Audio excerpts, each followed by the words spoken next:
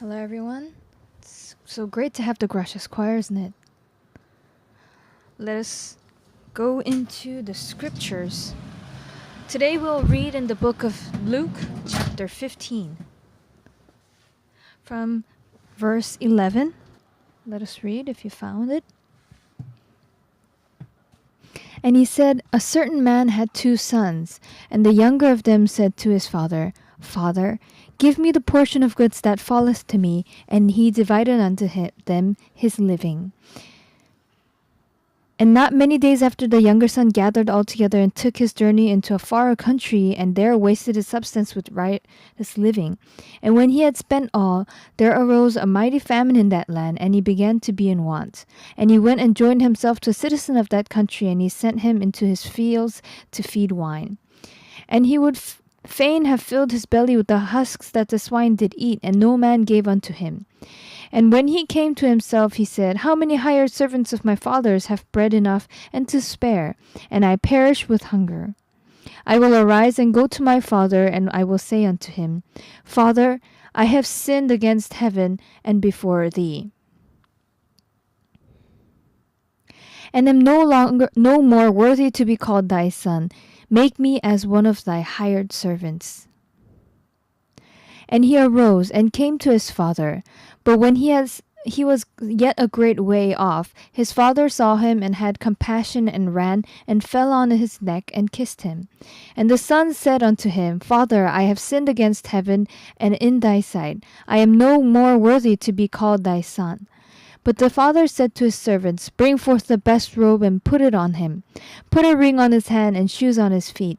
And bring hither the fatted calf, and kill it, and let us eat and be merry. For this my son was dead, and is alive again. He was lost, and is found. And they began to be merry." We read up to verse 24. We live an ordinary life. If you read in the Bible, it shows exactly the shape of people's hearts. And it's so amazing to look into it. Today, the story in Luke chapter 15 is a story that Jesus told. It's not a true story that actually happened, but it's a story that Jesus made and told. Now, inside the story, Jesus shows the state of our heart. And what's very interesting is that God exactly sees the human heart. If you see what Jesus says,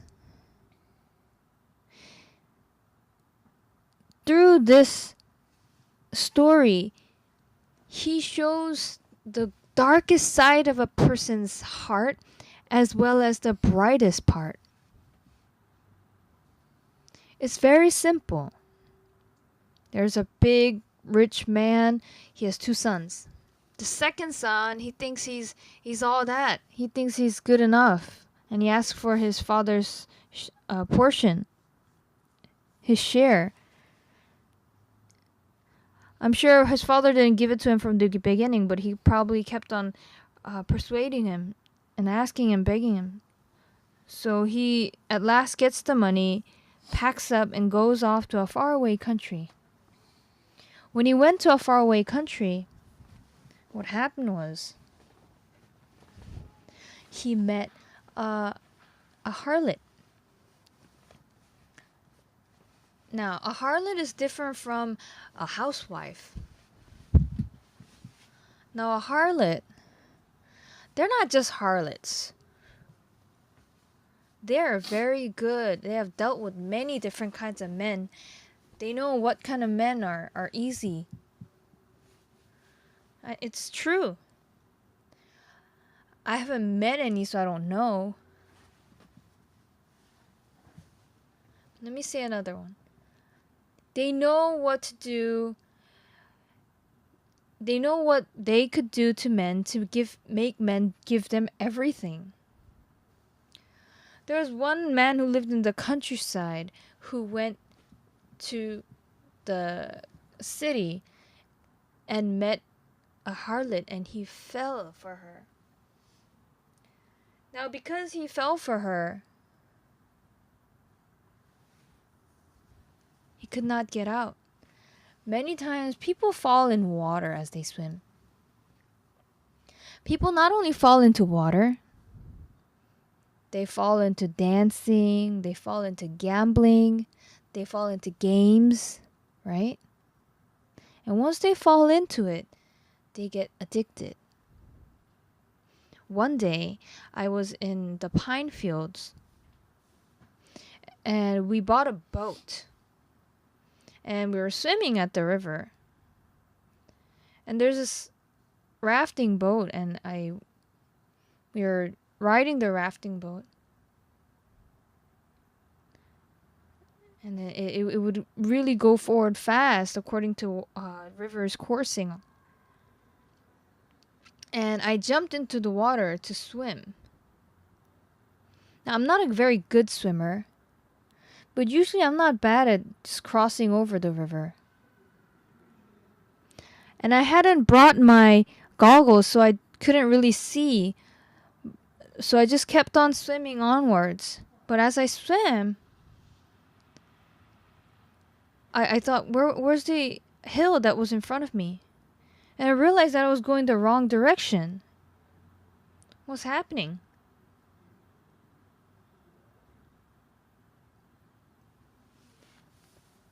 I turned towards the hill and started swimming back towards it. And then I realized the water was flowing in from this direction, and it was creating a whirlpool. Now, as the whirlpool was turning, I realized, man, if I make a mistake, I might die. And I need to get out of this whirlpool. I tried so hard many times, but I couldn't get out. I was determined. I swam on. But as you could see, I'm a white, gray-haired man. I was losing strength. Not even after 10 minutes, I lost all my strength. I couldn't swim anymore. This is how I'm going to end up dying.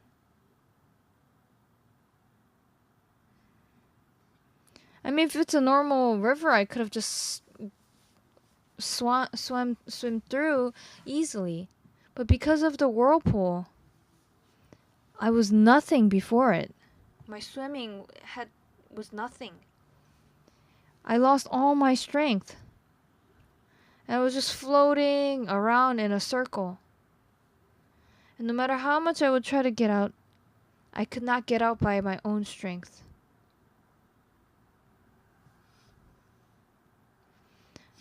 Now, if you just get on a motorboat, it would go really fast through the water.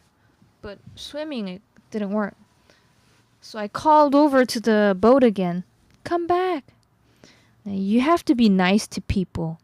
If you're not nice to people normally, they might just ignore you and leave. Thankfully, the person came back. And when I got back on the boat, it went through the water so easily. And that is when you have fallen into. Yes, if you're young, if it's a normal water, you can just cross over this river. But when there's a whirlpool, you can't. Now, this son, he fell into a harlot. Why would I fall for a harlot? What, do you think I'm crazy that I fall for a harlot? I'll get out of it soon. That's probably what he thought as well. But many, many people, they have fallen into women and unable to come out. They think to themselves, well, you think I'll fall for some woman and lose my way? No, I can just get my way out. I can just quit gambling. I can just quit drugs. I can just quit games. It seems easy. But once you fall into it, it's different.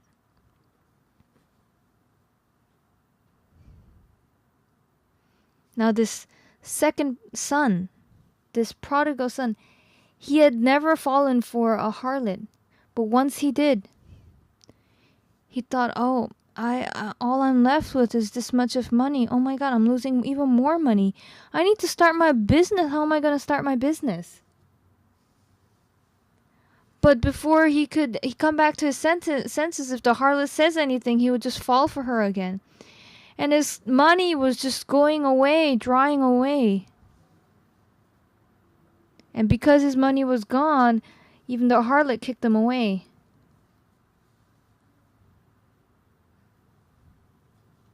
And after losing all his money and getting kicked out by the harlot,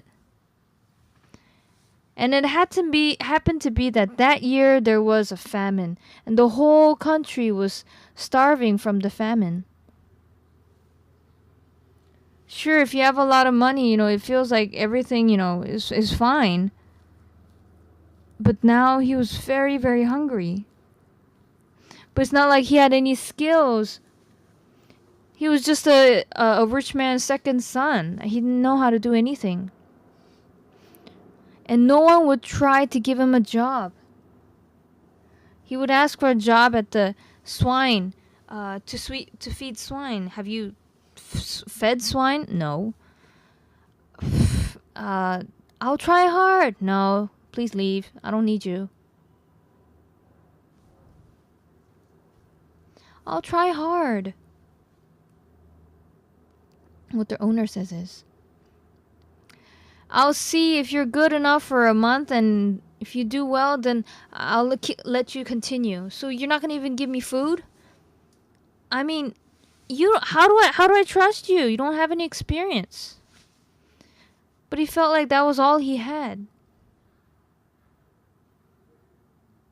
And he was so hungry. He's so hungry.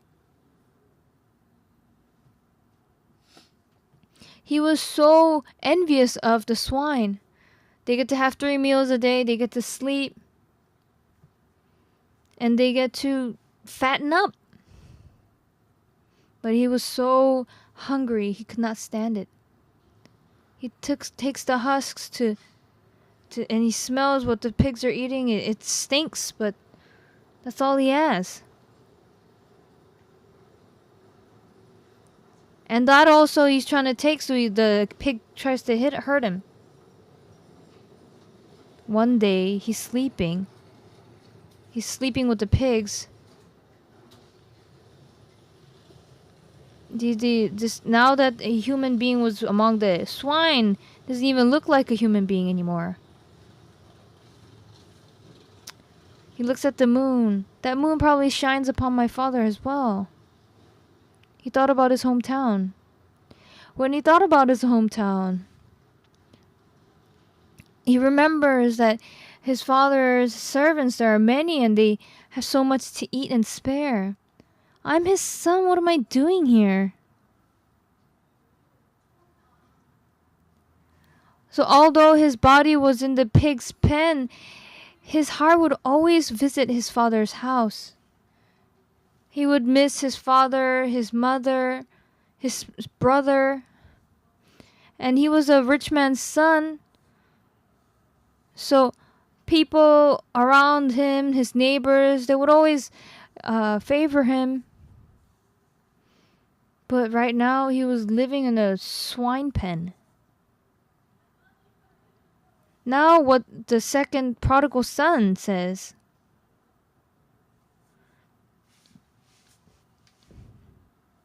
My father's house, there's enough food and to spare. But I'm here and I'm starving to death. I'm here and I'm starving to death. Then he says, I will arise and go to my father, and I will say unto him, Father, I have sinned against heaven and before thee.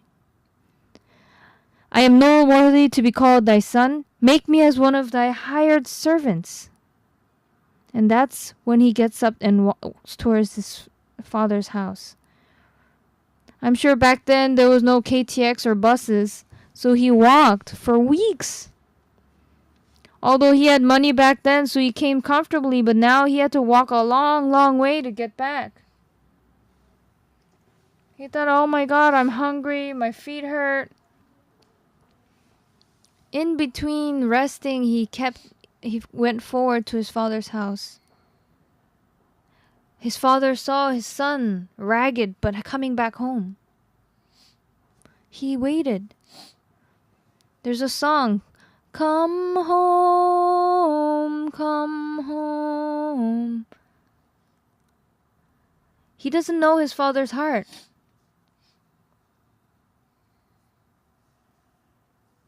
His father runs towards him before, and he probably smells like a beggar.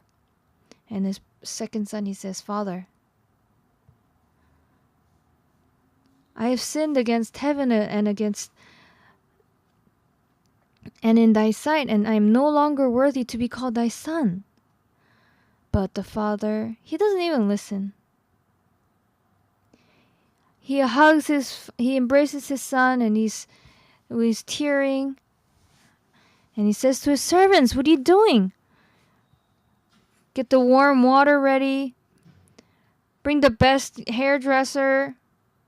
Get the ring. Kill the fatted calf.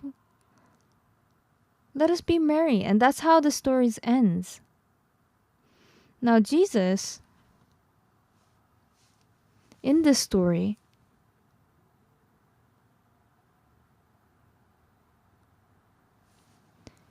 Jesus shows us the brightest side of human life and the darkest side of human life. The darkest side of our human life is when we are in with the swine.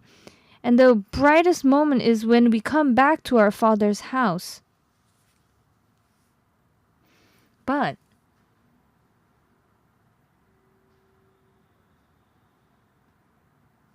in 1995, I went to LA. And I met a sister of a pastor's wife. And she requested that I help her son. My son, he takes drugs, he carries a gun around. I was in Korea, so I had to return to Korea. I couldn't help him. And the second time and the second time I couldn't talk to her, and the third time she came back again, she was crying. She pleaded. After she immigrated to the States, she divorced, and she was left with her son, and she studied hard to become an accountant, and she started accounting for a few big restaurants, and she had a pretty good income.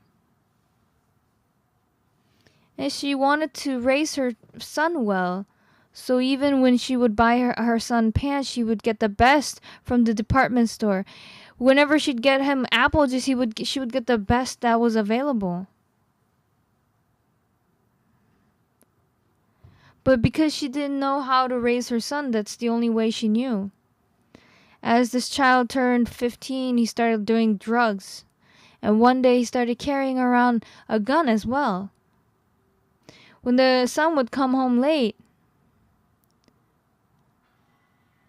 she would imagine, and it would be sort of tormenting to imagine that her son would be shot somewhere by a gun. And she told her son, "You are my everything." Many times I wanted to die, but because of you, I could not die. Andy, do you have to live like this? Is there a way in which you can't live like this? The son says, "Mother, don't talk like that. I'm not living because I want to live. More than 10 times a day, I think about dying. But it doesn't work the way I want it, so what do you want me to do?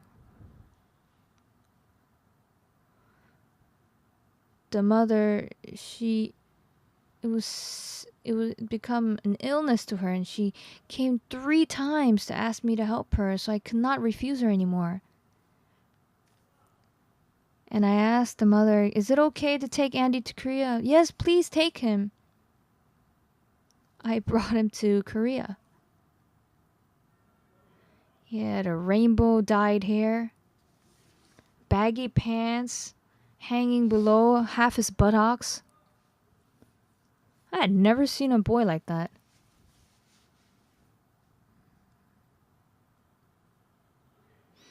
At the prison for 10 years, I taught at the Suwon prison the prisoners there. I would preach the the Bible, and I would teach about life.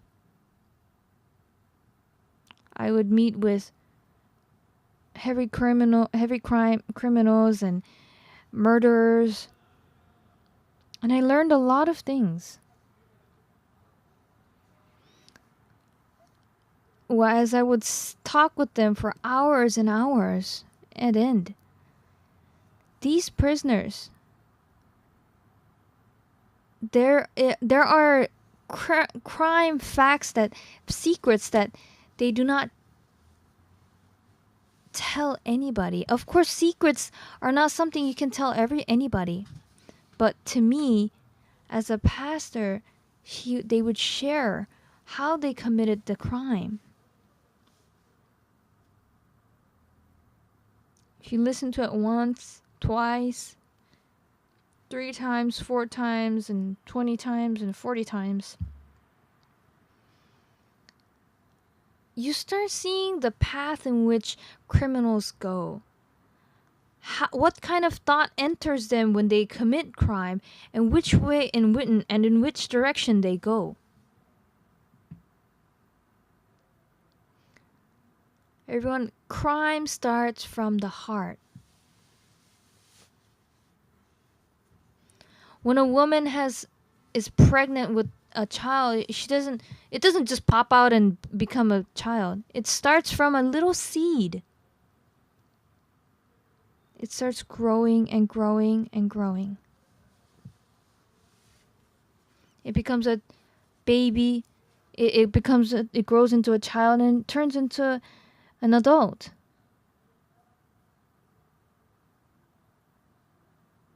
It starts from a small seed, and it grows from a size of a finger and then bigger and bigger.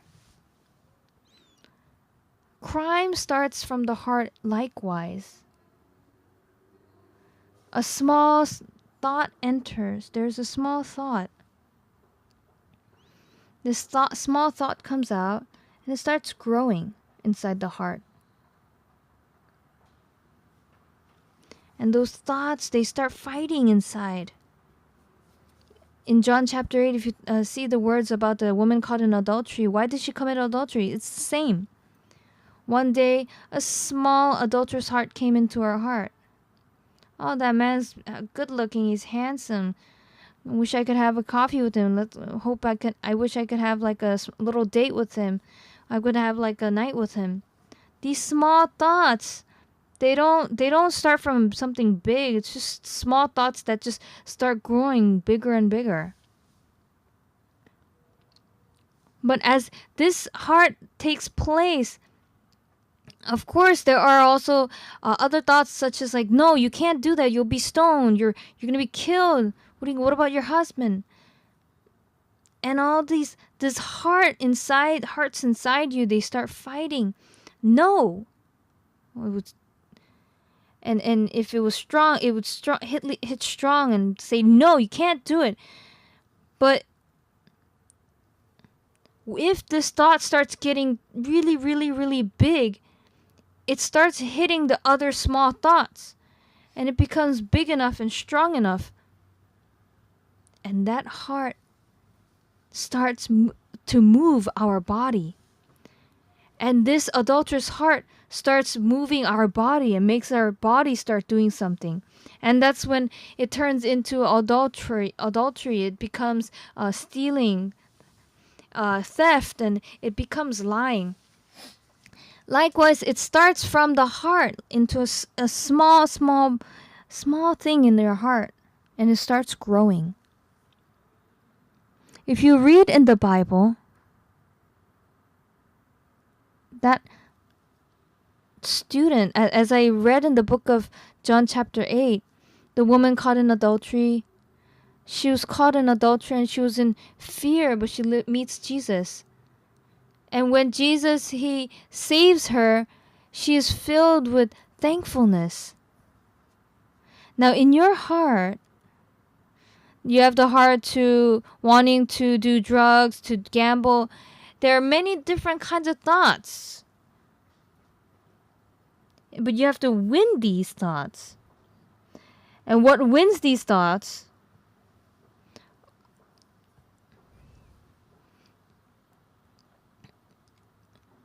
When peaceful, happy, joyous thoughts are filled, and grateful thoughts are filled within us, it overcomes these sins.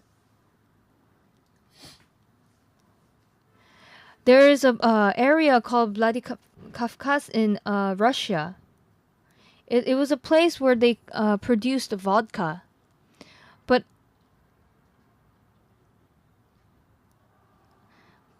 But as the city declined, it was no longer able to produce vodka, and their vodka production halved.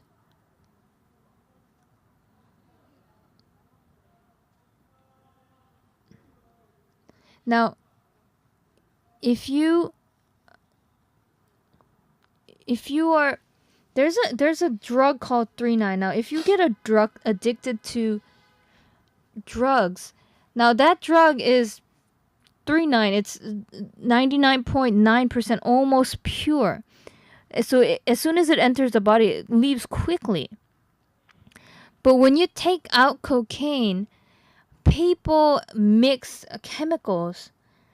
Then inside cocaine, this chemical that is mixed with it stays in the body, and it takes a long time to exit the body. So because they cannot find 3-9, it's rare. They mix it to make cocaine, and when that cocaine stays in our body for a long time, we get addicted. We think at first or second time you'd be okay, but no. People who fall into drugs,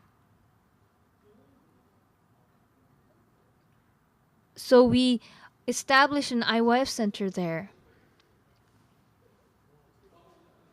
And there were about 30 students who overcame drugs there.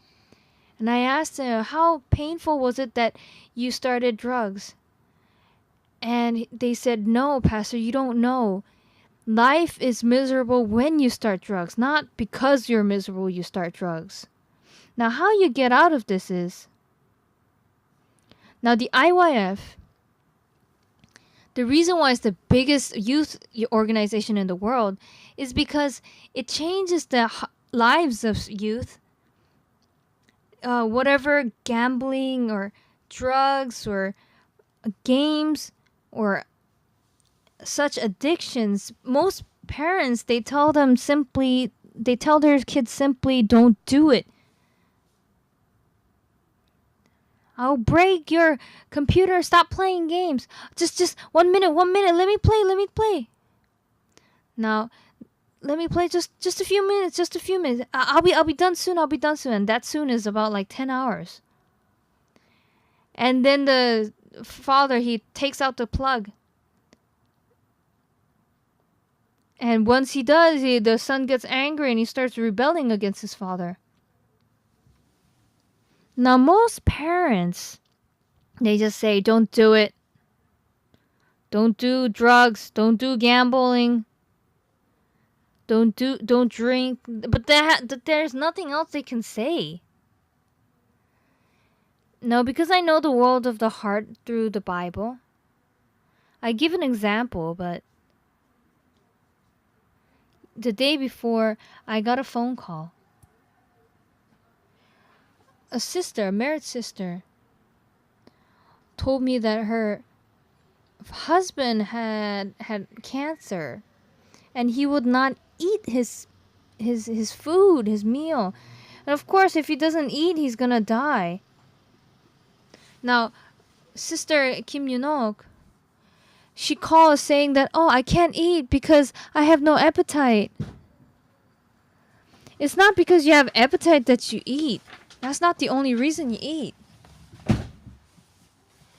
Now, cars, they just run on engine oil. They don't just run and take oil because they need to. They just need to eat. We just need to eat. Now, this married sister, she heard what I told her and she listened. Now, if you get chemotherapy, you really don't feel like eating.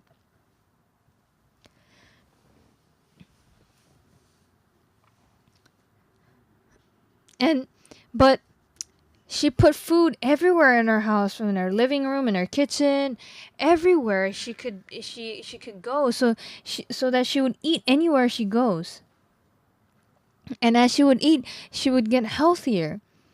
And this married woman, she says, "How my husband's not eating." So basically, she's saying that I should feed him. So I told him, make just a little bit of food and just put it in your mouth and just chew it. Don't even swallow it. Just chew it. And when you chew it and chew it and chew it long enough, it becomes almost liquid. And that's when you can just swallow it. And then I got another phone call. He said after 3 bites, he would not eat anymore. Then he'll die. He must eat. Now, because the pastor is telling him that's why he's eating, but after he hangs up, he wouldn't eat. Why? Now, when you're a patient, you don't like to do anything. But you can't do that. Just because you're a patient doesn't mean you're alone. You also have a wife and you have children. You can't live just for yourself and just because you like it or not. You have to eat when you have to eat so that you don't die, so that you survive for your family. But these people, when they're patients, they don't eat. Some people just don't. And they say, how did he eat? And you know what, Sister Kim Yunok, when I asked her, how did you end up eating? It's difficult. Well, I had no other choice. I had to eat. But, of course, it's thankful if people accept it that way. But sometimes a lazy thought enters us, in a other optional lazy thought that you don't want, you're too lazy to eat. Instead of thinking that I need to live further, I need to live more. And I should say on the phone that I was, of course, if I said I was going to go and murder him if he doesn't eat, then maybe he would have listened. I don't know. But you must eat. It's not about your appetite, right? Living is what's important. And that is how our thoughts fall into the wrong direction a lot of times. So young students, they fall into games, gambling, and a lot of wrong things. But telling them not to do it's already late. When you tell them not to do it, they already know it's wrong. They don't want to do it. But they're already too deep into it. And by then, you can't do anything else. You must give them a happy heart. Now, Jesus, he drew 2 pictures inside the story. He drew the most darkest side of life. It's very dark, isn't it? It's dark. It's almost black. Am I right? It's a black night. There's only despair. The whole country is in famine. Everyone's starving. You can't even get paid. You're working for the swine. Your stomach hurts from hunger. What pitiful life. But what Jesus says here is,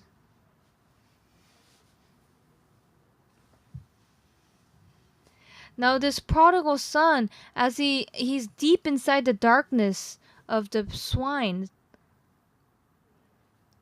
but instead his heart moves towards his father's house, right? But the core point is,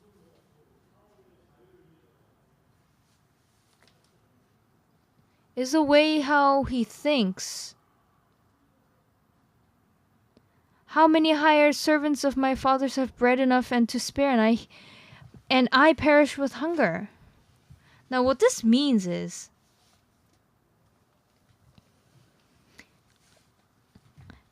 in my father's house, how many hired servants have bread enough and to spare, and I perish with hunger? What does this mean? It's a very, very important part. Now, I always, while I read inside the Bible,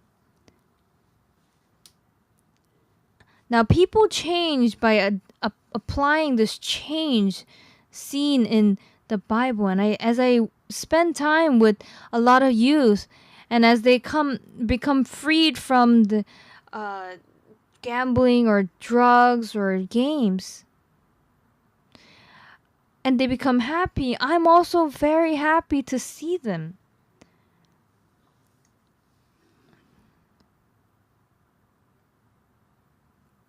The student would be a completely useless student, gambling and doing drugs, but if you the shape or structure of the heart, once you understand it. Now, this prodigal son, while he was in the swine pen,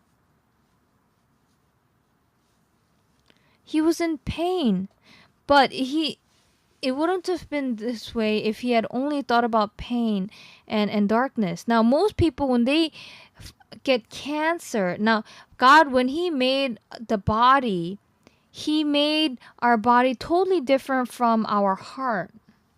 If we commit sin and go to hell, to prison, even if we're caught by the police and our body is prisoned, there are no prisons that can imprison your heart. Now you need to learn this part. The body can go to prison, but most people, when their body goes to prison, they also imprison their hearts. Now, when people get cancer, they also get cancer in their hearts. Oh, I wish I would, live longer. I could, see my daughter get married. That means that he thinks that he's a cancer patient. Now, because God made the body and mind differently, although the body is in the pig pen, the heart can go to his father's house. It's possible, isn't it? Yes, it's possible. And what the prodigal son says is,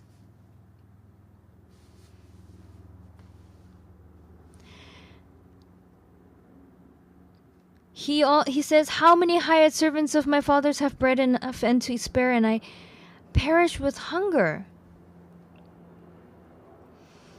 So although his body is in the pig pen, he's in difficulty and loneliness. But although his body cannot go to his father's house quickly, his mind can. His mind can move very quickly. He's lying down, although he's lying down in the pig's pen, he's thinking about his father's house. I wonder if they ate meals, if they ate lunch. I don't know what they're doing right now. Wonder what they're doing. Now, before he used to have 50, 60 students working outside. And every lunch, the servants would come with bunches of food. They would shout out, "It's lunchtime!" And he would go and eat all together. And eating at the field used to be is great. I used to also have a farm, and it's so tasty when I eat. When you eat straight off from the farm, and when you mix up sauce with your rice, it's the kind of it's this kind of taste, a nostalgic taste. Nowadays, even Asiana Airlines, they serve bibimbap. It's true. It's so tasty. Now the second son, the prodigal son, although his body is in the pig's pen, his heart is where? At his father's house. Now, when you come to church, you should learn stuff like this. Now, people who live in the world, when they fall into despair, they just live inside despair. But if you learn the world of faith, although your body is in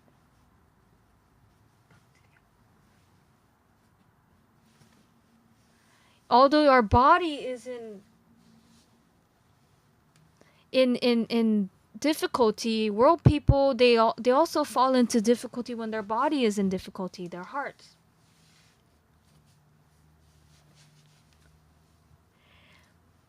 I should go to my children's house. I should go and eat tasty food. This time, a lot of pastors came from different countries. And there's like a really tasty Chinese noodle place near my house. I hadn't eaten for a very long time.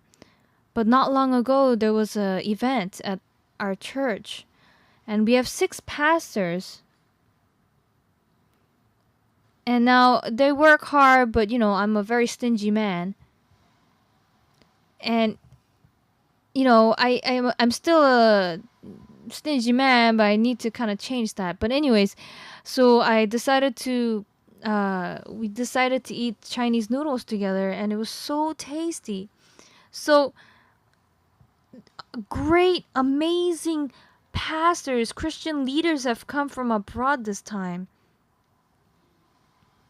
So I told them,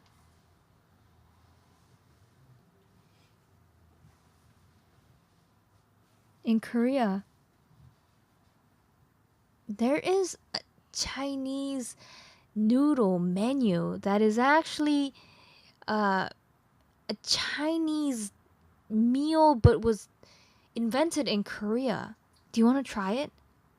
It's very cheap. It's $6. Now, if they had not gone, I ordered 42. I mean, when I buy lunch for people, I'm buying a lot at once. So they were eating away. They really enjoyed their jjajangmyeon, their Chinese noodles.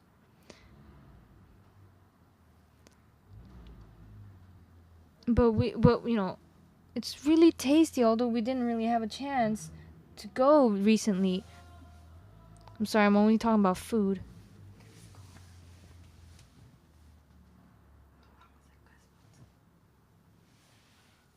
Now, when we're in illness, when we're in despair,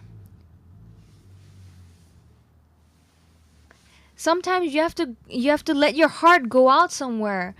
Give them a little picnic. Go fishing. Go have fun. Let your heart go.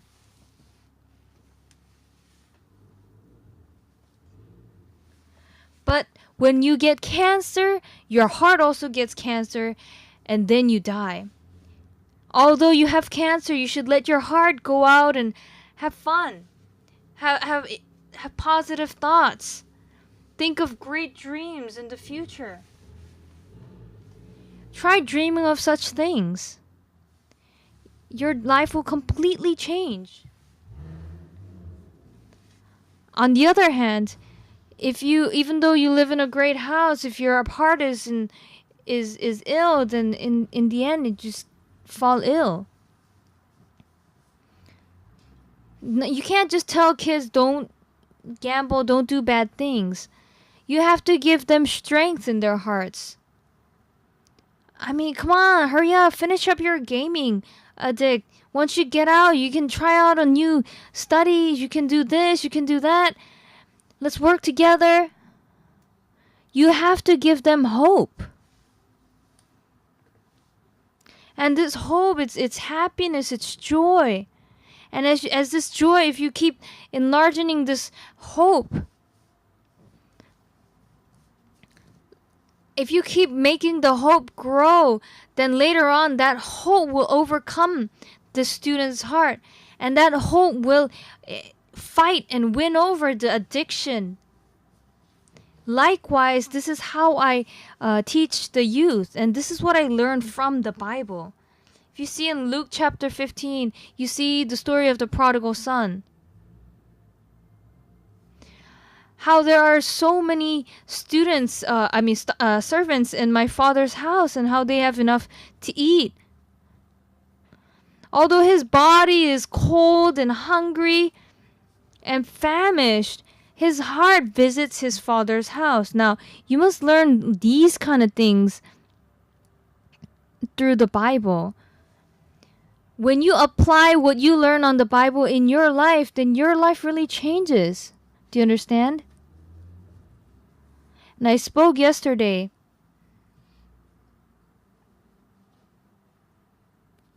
I told you how I failed the surgeon test because of my teeth.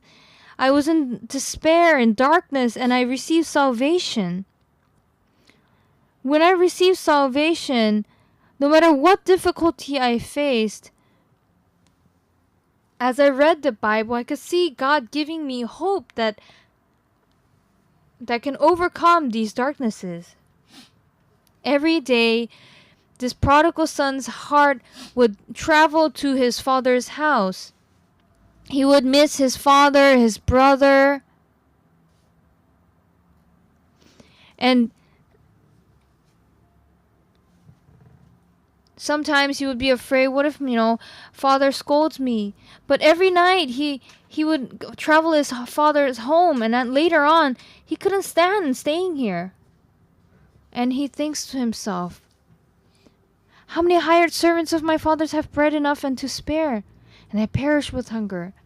And he decides, I will arise and go to my father, and I will say to him, Father, I have sinned against heaven and before thee. I am no longer worthy to be called thy son. Make me as one of thy hired servants. It's going to take 20 days. Will 20 days be enough? Oh, we'll just travel to 20 days. Who cares? We'll just eat off of some grass, but we'll still go. We can just eat off grass. I mean, even cow eat off grass. Yeah, and goats live on grass. It's fine. People can live on grass. No, that I don't mean to only eat plants, but I'm just saying that they would survive, right? Even rabbits, although their intestines are a little different, even rabbits live on plants. There's no big difference. And even in green plants, there are nutrients. Now the second son, he missed his father. So his son sings, my hometown, the south of the sea. I can see my hometown. Man, this is okay. This is my hometown is out by the sea. It's Sansan, not Masan. I mean, there's no song about my hometown, but anyways. I shall never forget. I'm sure the choir could sing, but I can't. our quiet sea beside my hometown. Now, the second son, he was probably singing a great song about his childhood, how wonderful my childhood was. And he would go back to his father's house likewise. My heart, it leaves the pig's pen, and so don't let your heart just go around anywhere and go anywhere it wants. Try to put it in a good place, in a positive place, in a bright place, in a progressive place. At first, you have this small little heart. It'd be nice to, spend a night with this woman, but this heart, it starts growing.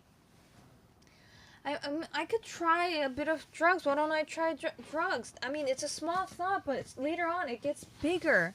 And later on you can't overcome it. So you must always nurture a sound and healthy heart. And I am a person who preaches about how to put in such thoughts in our hearts. Now, in this Bible, there are different kinds of hearts within us. The turtle, it lays eggs inside the sand, and the eggs, it hatches on its own, and it goes towards the sea. But most of them, they're eaten by birds and prey, and yet, although most of them are eaten away and become prey, yet the turtle continues to lay eggs, and although only one survives, it continues to lay eggs, because when 100 is born, only one survives. Yet without that one surviving, there will be no more turtles on this earth. Although they may die, although there are difficulties, you have to allow for your heart, for happiness to remain in your heart. If you don't know this, if you only think about this despair and difficulty, then your heart will die. But first, your heart needs to be freed from difficulty, from gambling, from gaming, from addiction. And you have to have strength in your heart. And only when you're happy and joyful can you have strength in your heart.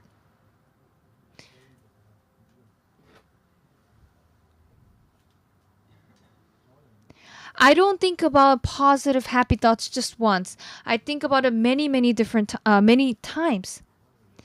Sometimes I will say the same thing over and over and over again, until people even get sick of it, listening to it. I even talk about how much I like things until people know all the stories. I'm so thankful. How thankful I was to back then when I used to get help from people.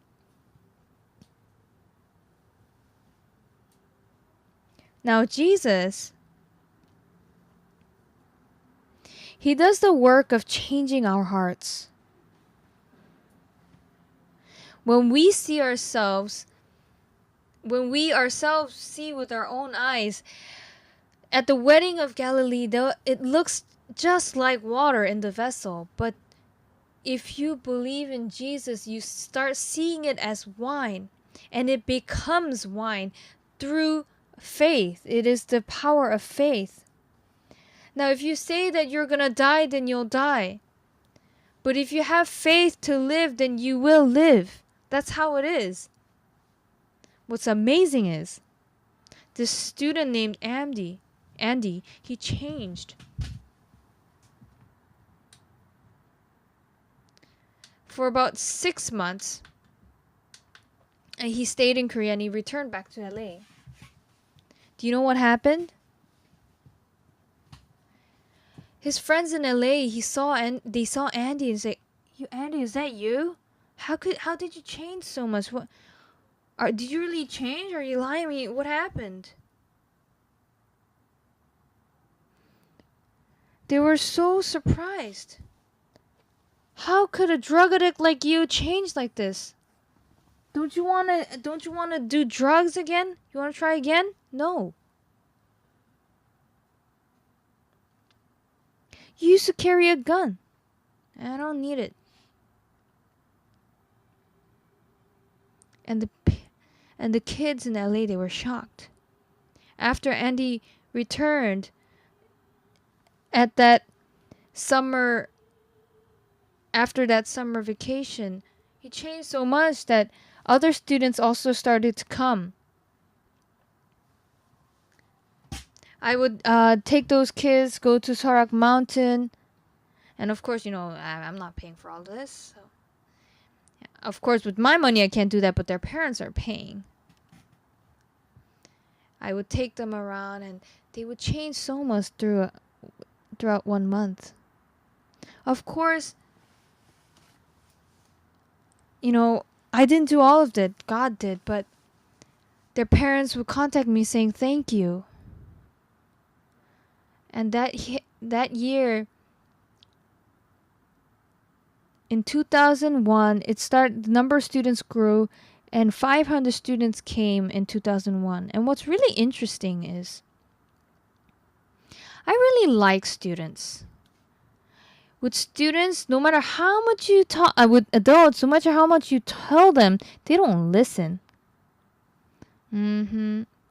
So arrogant. They look like they're listening, but they're not. But students, little kids, they're easy. They change quickly. They quickly go from good to bad, but also from bad to good. And also you get really close with them. You're happy. Now I met President Boniyai of former president of Benin. Many people meet president for their own benefit, but I didn't, so there's no difficulty. And that's why the president also really likes me.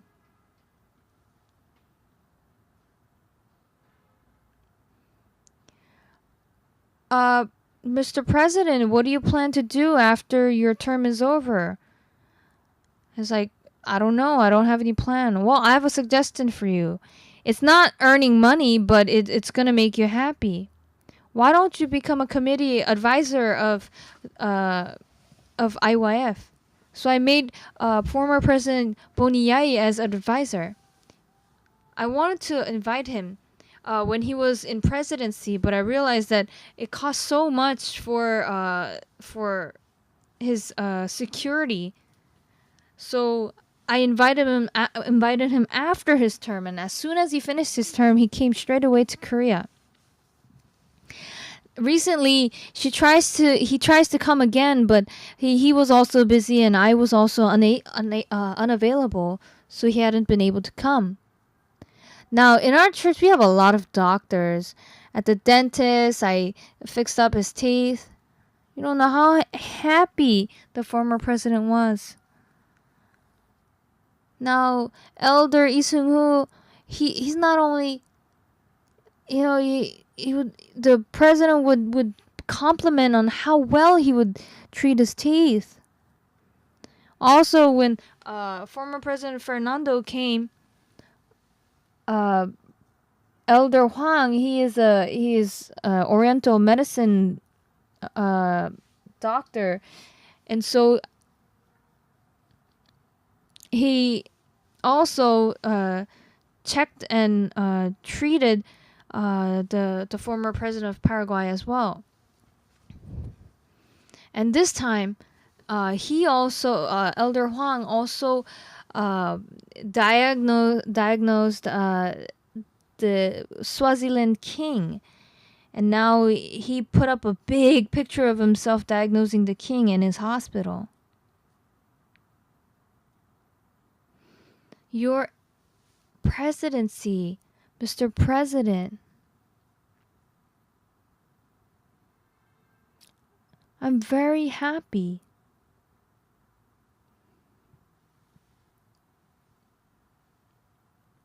You'll be very happy if you would become advisor of IYF. And also the first lady, former first lady of Malawi. She also I offered to as a advisor of IYF, and she works really hard and she's very happy. She also works in the UN. Now people say it's difficult to be a pastor and to give and to preach, but I don't do this by force. I really like this. You don't know how happy I am to do it. Now spiritual life, it's different. It makes our hearts and our minds and our bodies different. Now many people, when their body falls into difficulty, they also put their mind into difficulty. But when your body is in difficulty, your mind should be elsewhere. Now, let's see in verse 17. And when he came to himself, he said, "How many hired servants of my father's have bread enough and to spare, and I perish with hunger? I will arise and go to my father, and will say unto him." Now, here is where he's starving. When if he goes back home, there's so much better stuff. He has food. There's abundancy. So although he is inside despair, when his heart visits his father's house, he later on, if it is filled with hope, that he feels that the need to go back to his father's house. Oh, Father, I really did not want to come back, but I've come, I've sinned against you and before heaven. I'm not worthy to be your son. Make me like your hired servants. And he comes out of his dark mind. Now, if you nurture darkness in your mind, then that darkness, that evilness will grow and it will become you. It will become bigger. But if you nurture happiness in your heart, then that will overcome your other darkness. Now, our mind education became the best in the world. I was even invited to China by the Chinese government officials. And although it didn't really work out the way we planned, this is how it started. Most mind lectures say, don't do this, don't do that, don't drink, don't gamble. But nobody can keep by that. Instead, if you put a hope inside the heart, then inside that hope will start growing inside. And as the hope starts fighting with darkness, this darkness, as it gets bigger, it overcomes the darkness and you become bright. Now, you have the thoughts to commit adultery, to lie, to do gambling, to drink, but as you listen, that is why when you listen to the words, you start having a hope because it starts filling your heart. Now, the old elderly in our church, they really do not age. I think I'm the most aging person in our church. The elderly in our church, they don't age. They're so happy. What's really amazing is that there is truth in the words of Jesus. Although the prodigal son is in misery inside the pig's pen, his heart is at his father's house. In our situation, when we look at ourselves, it looks like we are sinners. But Jesus, he says we are righteous. In your heart, if you accept and become a righteous, then you become a righteous. Do you understand? If you get cancer, people think, oh, I wish I could live a month more. Why do you want to live a month more? You can live more. Oh, I wish I can die after seeing my second daughter get married. Just second daughter? Why don't you hope for seeing your grandchildren, right? Go put your hopes and dreams and look forward. Lord, He holds on to me. And there is light and love and grace there. We are happy through Christ because of that. That is why all darkness goes away. That is how we overcome. That is how we overcome and we win over all these things. Now, this Bible teaches us this. This prodigal son, he made a mistake. He despised his father, he ignored his father. He thought he would be better than his father, but he failed. Yes, it's possible. It is possible that he fails. He could become a gambler, a drug addict. But if you put hope and joy inside your heart, then alcohol and all these other gaming and gambling, they don't become a problem. Because this hope and this happiness will overcome it. Everyone, we must read stories within the words. Don't just simply read through it half-heartedly. But you need to question yourself and you have to ask yourself. Yes, the prodigal son, he commits sin. But what did his father say? God, I have sinned against heaven and against you and before thee. I am no longer worthy to be called thy son. Make me as one of thy hired servants. Bring the best, go kill a fatted calf. Bring the ring. Bring the best robe. Bring the best shoes. Did you see the movie Ben-Hur and the ring? Like, it's a signet ring where you just stamp it. And when he does stamp it, Messala cannot do anything. It's a signet ring proving his position. By what? Ben-Hur, he becomes the high-ranking official's son, and people say, how did you become it? It's like, I did, and this is the signet ring that proves it. And Messala, he is so afraid when he sees it. Am I right?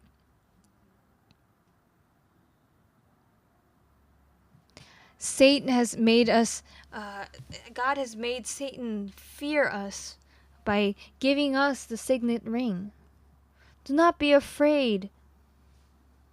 Live with faith towards God. Have positive thoughts. Have happy thoughts. Do you understand? Oh, I'm going to raise my children well. They're gonna be raised in faith, and they're gonna change. Have such positive thoughts, then you will become happy. If you are lost in despair, then it will overcome you. But if you have joy in your heart and that grows, then it overcomes all of the despair. And you cannot help but only be happy. And that is the truth of the Bible.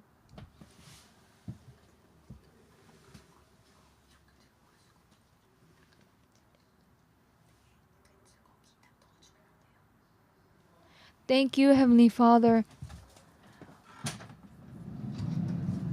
You have made us your children. If you see in the Bible, we are filthy, dirty people. But we can see that you lead us. And when you lead us, we can overcome darkness and difficulty. And by your grace, let us live. And please bless us. I thank the Lord for giving us this Bible seminar. And for each and every one of us here, let us be able to live a bright life, a blessed life. And let us be filled with it and make our lives beautiful. Thank you. And in Jesus' name I pray. Amen.